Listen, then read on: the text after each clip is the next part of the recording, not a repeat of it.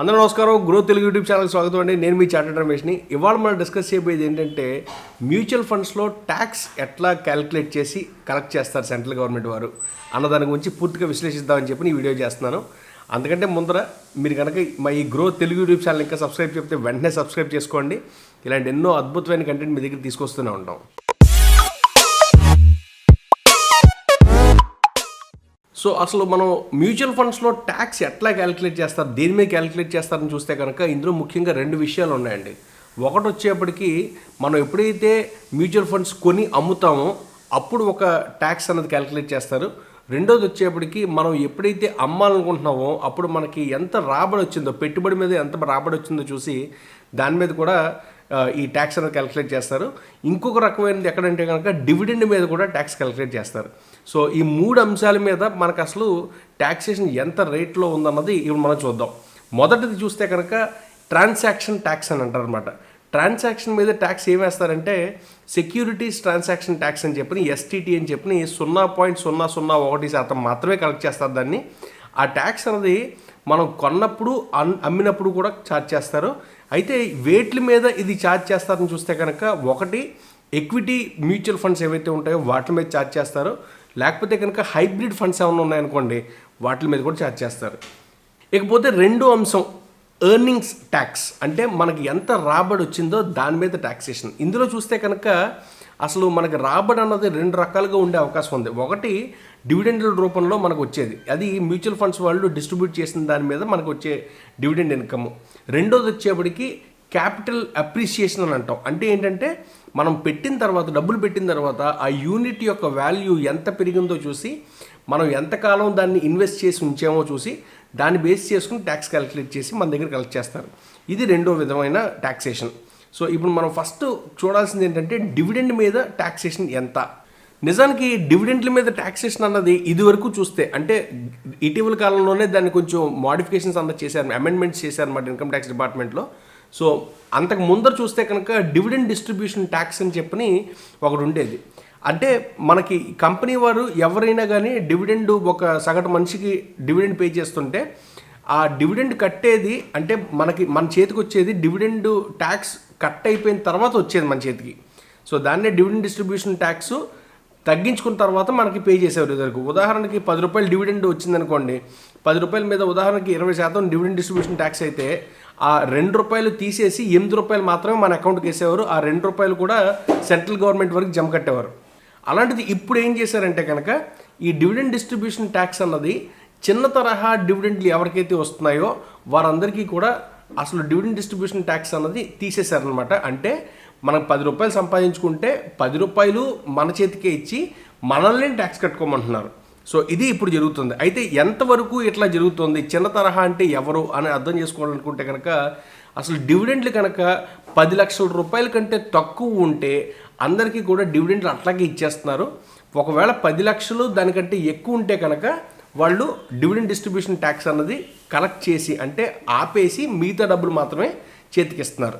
So ఇది ఇందులో dividend distribution tax అన్నది జరుగుతుంది. అయితే 10 లక్షల రూపాయల కంటే డివిడెండ్ ఎక్కువ వచ్చిందనుకోండి, వాళ్ళకి ఎంత రేట్న ట్యాక్స్ ఛార్జ్ చేస్తున్నారు అన్నది చూస్తే కనుక 10% ప్రస్తుతానికి అప్లై చేస్తున్నారు అన్నది మనకి ఇన్కమ్ ట్యాక్స్ నుంచి తెలుస్తుంది. సో ఉదాహరణకి ఒక సగటు మనిషికి 11 లక్షల డివిడెండ్ వచ్చిందనుకోండి, వాళ్ళు ఏం చేస్తారంటే మొదటి 10 లక్షలు అట్లాగే ఇచ్చేస్తారు. పైన ₹1,00,000 ఎక్స్ట్రా ఏదైతే వచ్చిందో దాని మీద 10% డిడక్ట్ చేసి మిగతా 90,000 మాత్రమే మన చేతికిస్తారు అన్నమాట. అంటే 11,000 డివిడెండ్ వస్తే అందులో మనకి 10,90,000 మాత్రమే చేతిలో పెడతారు. మిగతా 10,000 ఏదైతే ఉందో దాన్ని డిపార్ట్మెంట్ వాళ్ళకి ఇచ్చేస్తారనమాట. సో ఇకపోతే అసలు క్యాపిటల్ గెయిన్స్, అంటే మనకి క్యాపిటల్ అప్రిసియేషన్ ఏం జరిగిందో ఇన్వెస్ట్మెంట్ పెట్టిన తర్వాత దాని మీద మనకి చేసే ట్యాక్స్ అనమాట. ఇది ఎట్లా క్యాలిక్యులేట్ చేస్తామని చూస్తే కనుక ఫస్ట్ ఆఫ్ ఆల్ మనం ఎప్పుడైతే కొన్నామో ఎప్పుడైతే అమ్మేమన్నది ఆ వ్యవధి ఏదైతే ఉందో, కాల వ్యవధి ఏదైతే ఉందో అది చాలా ఇంపార్టెంట్ అండి. ఇక్కడ దాన్ని బేస్ చేసుకునే మనకి short term capital gain tax calculate చేయాలా లేకపోతే long term capital gain tax calculate చేయాలా అన్నది నిర్ధారిస్తాం. ఈ మ్యూచువల్ ఫండ్స్లో ఇంకో పార్ట్ కూడా చూసుకోవాలండి. మనం ఇన్వెస్ట్ చేసే mutual fund equity based mutual ఫండా లేకపోతే నాన్ ఎక్విటీ బేస్డ్ మ్యూచువల్ ఫండా, అంటే ఆ స్కీమ్ ఎలాంటిది అన్నది కూడా మనం జాగ్రత్తగా అబ్జర్వ్ చేసుకోవాలి. ఒకవేళ ఎక్విటీ బేస్డ్ మ్యూచువల్ ఫండ్ అనుకోండి, దీంట్లో క్యాపిటల్ గెయిన్స్ అన్నది షార్ట్ టర్మ్ క్యాపిటల్ గెయిన్ కింద ఎప్పుడు పరిగణనలోకి తీసుకుంటారంటే కనుక 1 సంవత్సరం లోపే మనం పెట్టుబడి పెట్టిన తర్వాత అమ్మేస్తే దాన్ని షార్ట్ టర్మ్ క్యాపిటల్ గెయిన్ కింద పరిగణనలోకి తీసుకుంటారు. అదే పెట్టుబడి పెట్టిన తర్వాత సంవత్సరం కంటే ఎక్కువ కాలం ఉంచుకుని దాని తర్వాత అమ్మేసాం అనుకోండి, అప్పుడు దాన్ని లాంగ్ టర్మ్ క్యాపిటల్ గెయిన్ అంటాం. సో ఇందులో ముఖ్యంగా మనం చూడాల్సింది ఏంటంటే ఈ ఎక్విటీ బేస్డ్ మ్యూచువల్ ఫండ్కి మాత్రమే ఇది అప్లై అవుతుందా, లేకపోతే హైబ్రిడ్ ఫండ్స్కి కూడా అప్లై అవుతుందా అనే ఒక క్వశ్చన్ వస్తుంది మనకి. ఇన్కమ్ ట్యాక్స్ డిపార్ట్మెంట్ వారు ఇది క్లియర్గా ఉండడానికి ఏం చేశారంటే ఈ ఎక్విటీ బేస్డ్ మ్యూచువల్ ఫండ్స్ కాకుండా హైబ్రిడ్ ఫండ్స్లో కూడా ఒకవేళ ఎక్విటీ కంపోనెంట్ అంటే ఆ స్కీమ్లో ఎక్విటీకి ఎలకేషన్ ఎంత ఉందన్న చూస్తామన్నమాట. ఎక్విటీ కనుక 65% కంటే ఎక్కువ అంటే 60% కంటే ఎక్కువ ఎలకేషను ఎక్విటీ మీద ఉంటే, అంటే స్టాక్ మార్కెట్లో డబ్బులు పెట్టేటైతే కనుక మామూలు ఎక్విటీ స్కీమ్కి ఏదైతే అప్లై అవుతుందో అవన్నీ కూడా దీనికి కూడా అప్లై అవుతాయని చెప్పి వాళ్ళు క్లారిటీ ఇచ్చారు. సో ఇకపోతే ట్యాక్సేషన్ ఎట్లాగా అని చూస్తే కనుక ఈ ఎక్విటీ బేస్డ్ ఫండ్స్ లేకపోతే హైబ్రిడ్ ఫండ్స్లో ఎవరైతే కనుక 60% కంటే ఎక్కువ ఎలకేషన్ ఎక్విటీ చేస్తున్నారో వాళ్ళ దగ్గర ట్యాక్సేషన్ ఎట్లా అని చూస్తే కనుక నిజానికి షార్ట్ టర్మ్ ట్యాక్స్ అయితే కనుక షార్ట్ టర్మ్ క్యాపిటల్ గెయిన్ అయితే కనుక 15% మాత్రమే ట్యాక్సేషన్ పడుతుంది. అదే లాంగ్ టర్మ్ క్యాపిటల్ గెయిన్ అయితే కనుక మొదటి ₹1,00,000కి నిజానికి ట్యాక్స్ లేదు. దానిపైన ఎంతైనా కనుక గెయిన్ వస్తే దాని మీద 10% అన్నది ట్యాక్స్ ఛార్జ్ చేస్తున్నారు.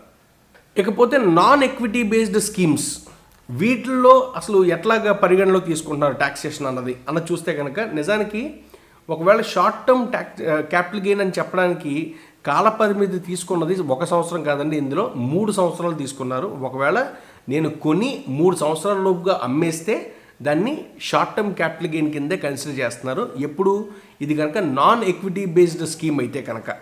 అలాగే ఒకవేళ హైబ్రిడ్ స్కీమ్లో కూడా ఎలకేషన్ టు ఎక్విటీ అన్నది 60% కంటే తక్కువ ఉందనుకోండి, అప్పుడు దాన్ని కూడా నాన్ ఎక్విటీ స్కీమ్ కిందకి పరిగణన తీసుకుంటున్నారు. సో ఈ 2 విషయాల్లో కూడా దీన్ని షార్ట్ టర్మ్ క్యాపిటల్ గెయిన్ కింద కన్సిడర్ చేస్తున్నారు. ఎప్పుడు 3 సంవత్సరాల కంటే తక్కువ కాలంలో అమ్మేస్తే కనుక. అయితే ఇదే నాన్ ఎక్విటీ స్కీమ్లో ఒకవేళ నేను కనుక 3 సంవత్సరాల కంటే ఎక్కువ కాలం నేను ఇన్వెస్ట్మెంట్ ఉంచి దాని తర్వాత అమ్మేశాను అనుకోండి, అప్పుడు దాన్ని లాంగ్ టర్మ్ క్యాపిటల్ గెయిన్ అని చెప్పి వీళ్ళు పరిగణలోకి తీసుకుంటున్నారు. అయితే ఇందులో ఇంకో ముఖ్యమైన విషయం మనం చూడాల్సింది ఏంటంటే ఎంత ట్యాక్స్ రేట్ ఛార్జ్ చేస్తున్నారు అన్నది చాలా ముఖ్యం. ఒకవేళ షార్ట్ టర్మ్ క్యాపిటల్ గెయిన్ అయితే అంటే నేను కొని అమ్మడం కూడా 3 సంవత్సరాల్లో చేస్తే అప్పుడు దాని మీద ట్యాక్స్ అన్నది మామూలు ఇండివిజువల్స్కి ఏవైతే ట్యాక్స్ రేట్లు అప్లై అవుతాయో ఆ ట్యాక్స్ రేట్లన్నీ అప్లై అవుతాయి. అదే ఒకవేళ కనుక నేను కొని అమ్మడం అన్నది కొన్నది 1 సంవత్సరంలో అమ్మింది వచ్చేప్పటికి 3 సంవత్సరాల తర్వాత అనుకోండి, ఫ్లాట్గా ఒక 20% అన్నది ఛార్జ్ చేస్తున్నారు.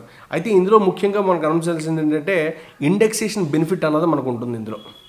ఇకపోతే ఈ మ్యూచువల్ ఫండ్స్లోనే ఇంకో కాన్సెప్ట్ కూడా ఉంది కదా మనకి, ఎస్ఐపీల్లో ట్యాక్సేషన్ ఎట్లా చేస్తారు. నిజానికి చాలా కొంచెం కష్టంగా ఉంటుందని చెప్పి చాలామంది ఫీల్ అవుతూ ఉంటారు. ఎస్ఐపి విషయాలకు వచ్చేప్పటికి ఇన్వెస్ట్మెంట్ ఎప్పుడు పెట్టామో ఎప్పుడు అమ్మామో అన్నది దేని బేస్ చేసుకుని కన్సిడర్ చేస్తారంటే కనుక మనం ఎప్పుడు ఏది ఫస్ట్ కొన్నామో అదే ఫస్ట్ అమ్ముతున్నాం అన్న ఒక ధోరణితోటి మాత్రమే ఎస్ఐపీల్లో ట్యాక్సేషన్ అన్నది జరుగుతూ ఉంటుందండి. సో ఇవాళ ఉదాహరణకి 2 సంవత్సరాలుగా నేను ఎస్ఐపీలో ఇన్వెస్ట్ చేస్తూ వస్తున్నా 20,000 చొప్పున నెలకి. అలాంటి పరిస్థితుల్లో ఈ నెల కనుక నేను ఒక ₹1,00,000 నేను అమ్మేస్తే, ₹1,00,000కి వర్త్ ఆఫ్ యూనిట్స్ నేను అమ్మేస్తే మొదట్లో కొన్న యూనిట్స్ ఏవైతే ఉంటాయో వాటిని మాత్రమే పరిగణలోకి తీసుకుని దాని ప్రకారంగా ట్యాక్సేషన్ అన్నది క్యాలిక్యులేట్ చేస్తాం అన్నది మనకు అర్థమవుతుంది ఇక్కడ. సో ఇందులోనే మళ్ళీ మనం అసలు short term capital gain tax charge చేయాలా లేకపోతే long term capital gains tax charge చేయాలా అన్నది చూస్తే కనుక ఒకవేళ నేను కొని అమ్మిన వాటి యొక్క తేదీలు ఏవైతే ఉంటాయో వాటి మధ్యలో ఉన్న కాల పరిమితి ఒకవేళ సంవత్సరం కంటే ఎక్కువ ఉంటే కనుక long term capital gains charge చేస్తాం. అలాగే ఒకవేళ కాల పరిమితి కనుక రెండింటికి మధ్యలో ఉన్నది సంవత్సరం కంటే తక్కువ ఉంటే కనుక అప్పుడు మనం short term capital gains tax అన్నది ఛార్జ్ చేస్తాం అనమాట. సో ఇది మనకి ఎస్ఐపీలో కూడా జరిగే విషయాలండి. సో ఇది ఎస్ఐపీలో మనకి ఎక్విటీ బేస్డ్ ఫండ్లో జరిగే ట్యాక్సేషన్ పద్ధతి. అదే ఎస్ఐపి కనుక డెట్ బేస్డ్ ఫండ్లో డబ్బులు పెట్టామనుకోండి, మళ్ళీ దానికి ఏం చేస్తామంటే కనుక సంవత్సరం నుంచి 3 సంవత్సరాల లోపుగానే మనం కొని అమ్మిన ట్రాన్సాక్షన్స్ ఉంటే కనుక దానికి short term capital gains tax charge చేస్తాం. అలాగే కొని అమ్మిన తేదీలకు మధ్య డిఫరెన్స్ అన్నది 3 సంవత్సరాల కంటే ఎక్కువ ఉంటే కనుక long term capital gains tax అన్నది ఛార్జ్ చేస్తాం. సో ఇదండి పూర్తిగా అసలు మనం మ్యూచువల్ ఫండ్స్లో ట్యాక్సేషన్ ఎట్లా చేస్తారన్న దాని గురించి పూర్తి విశ్లేషణ ఖచ్చితంగా మీకు అందరికీ నచ్చిందని అనుకుంటున్నాను. ఒకవేళ ఎవరన్నా కనుక రీసెంట్గా స్టాక్ మార్కెట్లోనో లేకపోతే మ్యూచువల్ ఫండ్స్లోనో కొని అమ్మేసిన వాళ్ళు ఎవరన్నా ఉంటే కనుక వాళ్ళకి ఖచ్చితంగా ఈ వీడియో షేర్ చేయండి. ఖచ్చితంగా వాళ్ళకి పనికి వస్తుందనే మేము భావిస్తున్నాం. ఇంకో మంచి వీడియోతో మళ్ళీ మీ ముందరికి వస్తాను. ఇంకో ముఖ్యమైన విషయం ఏంటంటే రీసెంట్గానే మేము టెలిగ్రామ్ ఛానల్ కూడా ఒకటి స్టార్ట్ చేసాం. అందులో కూడా మీరు ఖచ్చితంగా జాయిన్ అవ్వాలని చెప్పి మేము కోరుకుంటున్నాం. ఎందుకంటే మీకు రెగ్యులర్గా పర్సనల్ ఫైనాన్స్ అప్డేట్లు లేకపోతే స్టాక్ మార్కెట్ అప్డేట్స్ అనేవి రెగ్యులర్గా అందులో ఇస్తూ ఉంటాం. దాని యొక్క లింక్ కూడా కింద డిస్క్రిప్షన్లో ఇచ్చాం. అందులో కూడా ప్లీజ్ సబ్స్క్రైబ్. ఇంకొక మంచి వీడియోతో మళ్ళీ మీ ముందుకు వస్తాను. అంతవరకు ఉంటాను. నమస్కారం.